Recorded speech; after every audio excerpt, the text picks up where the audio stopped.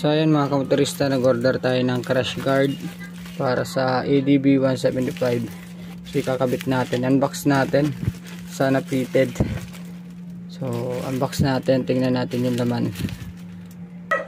So ayan, naka-bubble wrap and then merong karton sa loob, seal na sealed.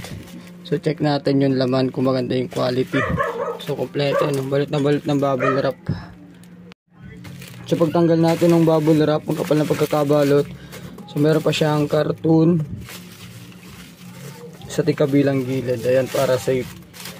And then after nun, meron pa rin siyang sealed na plastic sa loob para hindi magasgasan. So safe na safe yung pagkakabalot. So check natin, sana sukat. Check natin yung pinakalaman, and then alam ko meron tong kasama mga bolts na, so ilalagay na lang talaga. So ayan, half crash guard yung in-order natin. So tanggal na natin yung mga karton and bubble wrap. So meron pang plastic tayong tatanggalin. So di ko alam kung anong tawag dito sa plastic na to. So seal na seal siya sa loob. So check natin and then hanapin natin yung mga bolts. So ayan, tingnan natin yung klase ng pagkakapint kung maganda ba. So ito yung mga bolts na kasama and washer. Ayan, makikita ninyo. So ayan, kompleto siya, 2, 4, 6, ayan, 6 na bolts, 6 na washer. So ayan yung mga previous na washer and bolts, ordinary lang. So ito yung kinakalawang itong type ng metal na to. So kakabit natin mamaya.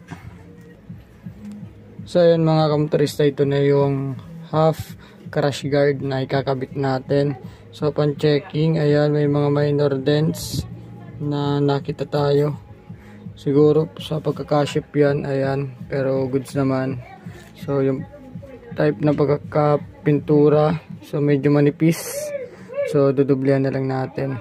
Sakto naman siya para sa kanyang price. Ayan, so maganda naman yung quality ng bakal, so solid naman yung bakal. Ayan yung klase ng crash guard natin na ilalagay. Dito yung ilaw natin na ilalagay. Ayan, na-order natin sa online. Ayan, napakaganda. So ilagay natin mamaya.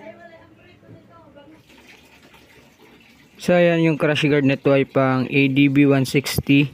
So yung sakto naman ang lapat ng mga lagayan ng bolts. Ayan yung flat bar na yan, yung una at yung pangatlo. Yung nasa gitna medyo hindi tumama sa butas, so i-modify na lang natin, no? So ipapawelding natin ng bago para sumakto yung butas, yung flat bar na nasa gitna. So na-order natin to sa Shopee. So ilalagay ko yung link sa comment section.